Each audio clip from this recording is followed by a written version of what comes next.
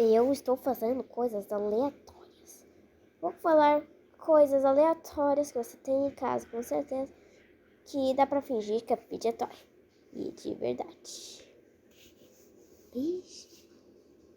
Elástico é como tango. Olha isso. Isso é muito bom. Eu gosto de ficar muito fazendo isso. E isso. Eu enfio nos outros. Farinha, água, gelatina e saquinho.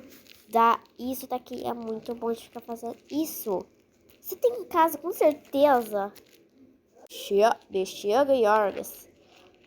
É muito bom. Farinha e água e bexiga é muito bom. Parece um stretch ball de verdade. Todo mundo tem que ter um chaveiro. Você pode fingir que é um squishmallow. Esse daqui é o Zebirai. Vai ser um meme, do canal. Isso daqui, com certeza, todo mundo tem que ter. Isso é tempo de escola, meu Deus. Do tempo das nossas mães.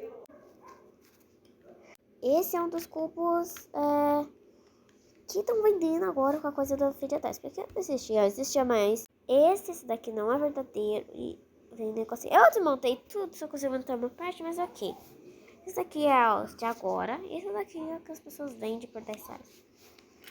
Ó, tô quase conseguindo montar o outro lado. Se a gente vê no YouTube é mais torto, mas ok. Próximo é